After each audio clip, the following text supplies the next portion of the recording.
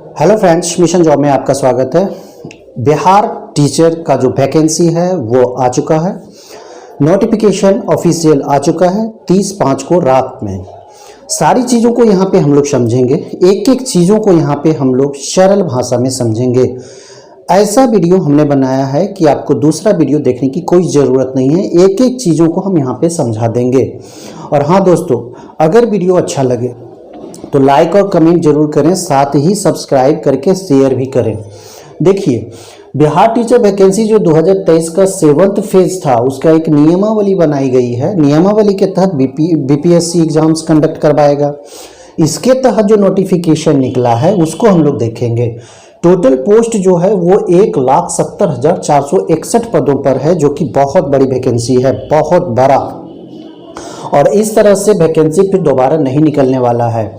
तो जनरल जो स्टूडेंट्स हैं, जो कि ज़्यादा मेहनत नहीं करना चाहते हैं, तो उनके लिए ये लास्ट टाइम है। इसके बाद उनको इस तरह की अपॉर्चुनिटी नहीं आएगी। संभवतः इसमें कट ऑफ जो होगा वो थोड़ा सा कम जाएगा और कम सीट रहने पर ज़्यादा आता है, लेकिन यहाँ सीटें बहुत अधिक है। अगर आप 1 से 5 क्लास तक की अगर बात करें तो यहाँ पे सीटों की संख्या देखिए 79,943, यानी कि 80,000 टीचर्स की यहाँ पे वैकेंसी है। अगर आप 9 और 10 की बात करें तो 32,916, यानी कि 33,000 पदों पर बहाली होनी है। उसके बाद अगर हम 11वां और 12वां क्लास की बात करें तो यहाँ पे देखें 57,602 पदों पर बहाली होनी है। तो बहुत अच्छा खासा यहाँ पे पोस्ट है। अप्लाई ऑनलाइन की जो तिथि है ये 15/6/23 तक रखी गई है। 15/6/23 से शुरू हो जाएगी अप्लाई करने की। तो 15 दिनों तक आपको नोटिफिकेशन समझने के लिए दिया गया है। पहले अगर आप हो हल्ला करना चाहते हैं तो 15 दिन तक कर सकते हैं। उसके बाद लास्ट डेट की अगर बात करें तो ये 15/7/23 तक, यानी कि लगभग 1 महीने का समय आपको यहाँ पे दिया गया है अप्लाई करने के लिए। सारी चीज़ों को यहाँ पे हम लोग समझेंगे। आगे देखेंगे, फ़ी की बात करेंगे। फ़ी आपको लगने हैं 750 रुपये। 750 रुपये आपको फ़ी के रूप में पेमेंट करने होंगे। अगर आप जनरल, ओबीसी और ईडब्ल्यूएस के कैंडिडेट हैं तो 750 रुपया। अगर आप SC ST PWD और फीमेल कैंडिडेट हैं तो मात्र 200 रुपया फ़ी पेमेंट करके अप्लाई कर सकते हैं। उसके बाद यहाँ पे एक चार्जेस दिया गया है, 200 रुपया का चार्ज दिया गया है, जो कि बायोमेट्रिक फ़ी है, हर पोस्ट के लिए अलग अलग। कहने का मतलब है, अगर आप प्राथमिक में भरते हैं तो उसके लिए 200 रुपया, अगर आप 9 और 10 के लिए भरते हैं तो उसमें भी 200 रुपया बायोमेट्रिक फ़ी अलग से लग रहा है। यहाँ पे ये हम मेंशन करना चाहते हैं कि अगर आप आधार कार्ड पहचान के रूप में लगाते हैं तो 200 रुपया जो ये फ़ी लगने हैं ये नहीं लगेंगे। कहने का मतलब है, अगर आप DL लगाते हैं और भी दूसरा पहचान पत्र लगाते हैं तब आपको 200 रुपया बायोमेट्रिक फ़ी यहाँ पे लगेंगे। अगर आप आधार कार्ड लगाते हैं पहचान पत्र के रूप में तो आपको ये 200 रुपया नहीं लगेंगे। तो यहाँ फ़ी के रूप में आप समझ गए होंगे। अब एज का जो कन्फ्यूज़न है ये दूर करें। एकदम हम सरल भाषा में यहाँ पे हम आपके कन्फ्यूज़न को दूर करने का प्रयास करेंगे। आप देखें, 18 से 37 ईयर्स, 18 से 37 वर्ष केवल प्राथमिक शिक्षकों के लिए, यानी कि 1 से 5 के वर्ग के जो शिक्षक बनेंगे उनके लिए 18 मिनिमम है और मैक्सिमम 37 वर्ष है। आप जनरल और ईडब्ल्यूएस कैंडिडेट हैं तो अगर 21 से 37 ईयर्स उनको रखा गया है जो 9 से लेके 12 तक के शिक्षक बनना चाहते हैं, तो मिनिमम 21 वर्ष और मैक्सिमम 37 वर्ष रखा गया है। जनरल और ईडब्ल्यूएस की हम चर्चा कर रहे हैं, जनरल और ईडब्ल्यूएस की चर्चा कर रहे हैं। अगर आप 1 से 5 तक में अप्लाई करते हैं तो आपका उम्र मिनिमम 18 और मैक्सिमम 37 होना चाहिए। अगर आप 9 से लेके 12 तक अप्लाई करते हैं किसी भी में तो आपको यहाँ पे जो एज होना चाहिए मिनिमम 21 होना चाहिए और मैक्सिमम 37। ये हम बात कर रहे हैं जनरल और ईडब्ल्यूएस के लिए। SC ST के लिए यहाँ पे 5 वर्षों का छूट दिया जाता है अपर एज रिलैक्सेशंस में। ओबीसी और महिला को भी 3 वर्षों का छूट दिया जाता है, महिला किसी भी कैटेगरी के हों। और ओबीसी को 3 वर्षों का अपर एज में यहाँ पे रिलैक्सेशंस मिलते हैं। कहने का मतलब है कि अगर आप SC ST में हैं, बिलोंग्स करते हैं, तो आप 37/5/42 वर्षों तक अप्लाई कर सकते हैं। अगर आप महिला और ओबीसी हैं तो आप 37 और 3 40 वर्षों तक अप्लाई कर सकते हैं। ये अपर एज रिलैक्सेशन रूल्स के अनुसार है। उसके बाद यहाँ पे एक चीज़ और बता दें, PWD में अगर आप हैं, दिव्यांगजन हैं, तो आपको 10 वर्षों का यहाँ पे बेनिफिट मिलता है, छूट मिलता है 10 वर्ष। प्लस SC/ST हैं तो 10 5 15 वर्ष, प्लस OBC और महिला हैं तो 13 वर्ष। याद रखने हैं इस चीज़ को। अब यहाँ पे देखिए नोट के रूप में हम यहाँ पे बता दिए हैं 10 वर्षों का एक्स्ट्रा टेट क्वालिफाई कैंडिडेट्स। अगर आप टेट क्वालिफाई हैं पहले से, यानी कि नियमावली बनने से पहले अगर आप टेट क्वालिफाई हैं, तो आपको यहाँ पे 10 वर्षों का एक्स्ट्रा एज रिलैक्सेशन मिलता है। कहने का मतलब है कि अगर आप जनरल हैं तो 37 10 47 वर्षों तक आप अप्लाई कर सकते हैं। अगर आप SC/ST में हैं तो 42 और 10 52 वर्षों तक आप अप्लाई कर सकते हैं। तो इस तरह से यहाँ पे जो टेट क्वालिफाई कैंडिडेट्स हैं उनको यहाँ पे 10 वर्षों का छूट दिया गया है। अब यहाँ पे देखें एक चीज और, पंचायती टीचर जो होते हैं और नगर निकाय के जो टीचर हैं जो बहाल हुए हैं, उनके लिए अपर एज लिमिट नहीं किया गया है। अपर एज में लिमिटेशन नहीं है, वो किसी भी एज के हैं वो अप्लाई कर सकते हैं। तो यहाँ पे फायदा हुआ है पंचायती राज जो टीचर पहले से वर्तमान में कार्यरत हैं, नगर टीचर जो हैं वो भी वर्तमान में कार्यरत हैं, तो उनके लिए अपर एज में कोई लिमिट नहीं रखा गया है, आप भर सकते हैं, अप्लाई कर सकते हैं। उसके बाद एज की और थोड़ी सी चर्चा की गई है। अगर 2019 में CTET क्वालिफाई हैं, पास हैं, तो आपका जो एज होगा वो 1/8/19 तक मान्य होगा। यानी कि 2019 का जो CTET अगर क्वालिफाई है तो आपका उम्र वहीं गणना किया जाएगा 1 अगस्त 19 तक ही। तो आपको यहाँ पे 4 वर्षों का फायदा हुआ। यस टेट अगर 2022 में पास हैं, चाहे आप कंप्यूटर टीचर हैं, कंप्यूटर टीचर के लिए 8 वर्ष एक्स्ट्रा दिया गया है 2019 में जो पास हैं उनके लिए।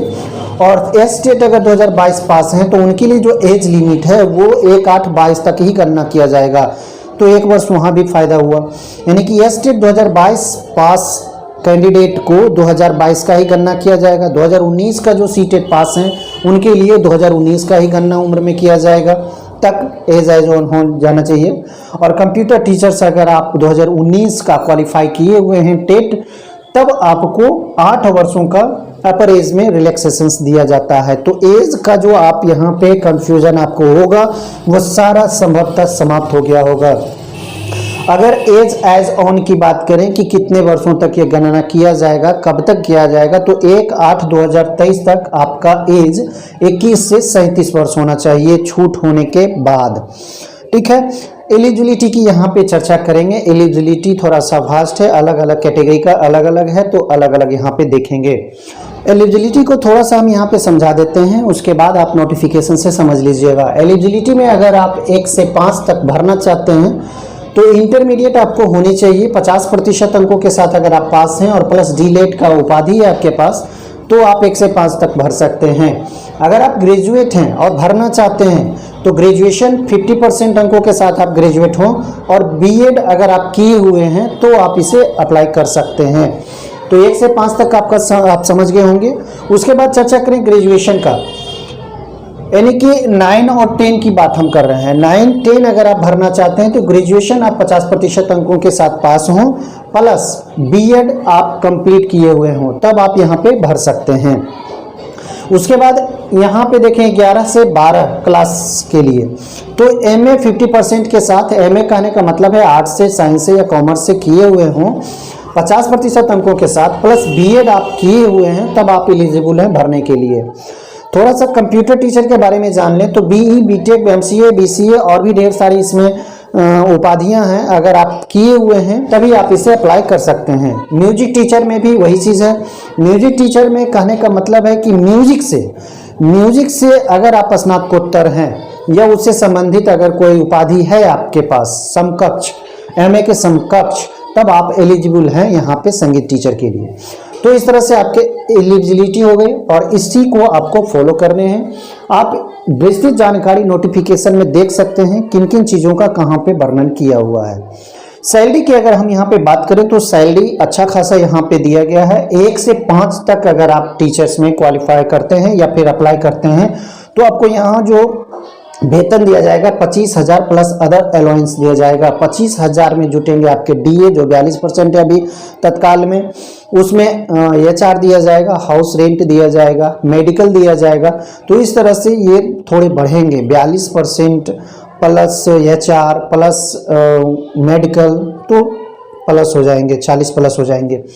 9 से 10 के अगर आप भरते हैं तो आपका जो मिनिमम है 31,000 मूल, उसके बाद इसमें अदर अलाउंस जुटेंगे। 11वां 12वां में भरते हैं तो आपको यहाँ पे 32,000 मूल है, उसके बाद अदर अलाउंस यहाँ पे जुटेंगे। तो इस तरह से आपने यहाँ पे सैलरी को देख लिया, अच्छा खासा सैलरी दिया जा रहा है। उसके बाद एग्जाम पैटर्न को सिलेबस के साथ समझेंगे। सबसे पहले हम यहाँ पे बता देना चाहते हैं कि यह जो एमसीक्यू फॉर्मेट में होना है, ऑफलाइन एग्जाम्स होने हैं। यहाँ पे देखिए सबसे पहला जो चीज समझने का है वो है लैंग्वेज पेपर। लैंग्वेज पेपर जो होगा यहाँ पे नोट में हम दे दिए हैं, नेसेसरी फॉर ऑल कैटेगरी, चाहे आप 1 से 5 या फिर 9 से 10 या फिर 11 से 12, जो भी कैटेगरी के टीचर बनना चाहते हैं सभी को लैंग्वेज का जो एग्जाम्स होगा वो देने होंगे, उसमें आपको क्वालिफाई करना होगा, मिनिमम 30% लाने होंगे। क्या है उसमें पैटर्न, ये देख लें। लैंग्वेज से संबंधित आपके प्रश्न होंगे। देखें यहाँ पे दो नंबर ऑफ क्वेश्चन जो होगा वो 100 क्वेश्चन होगा, जो एग्जाम्स लिया जाएगा उसमें 100 क्वेश्चन होंगे। 2 पार्ट में डिवाइड रहेगा, एक पार्ट 1 रहेगा जो कि इंग्लिश रहेगा और उसमें फुल्ली इंग्लिश क्वेश्चन होंगे, 25 क्वेश्चन 25 मार्क्स के।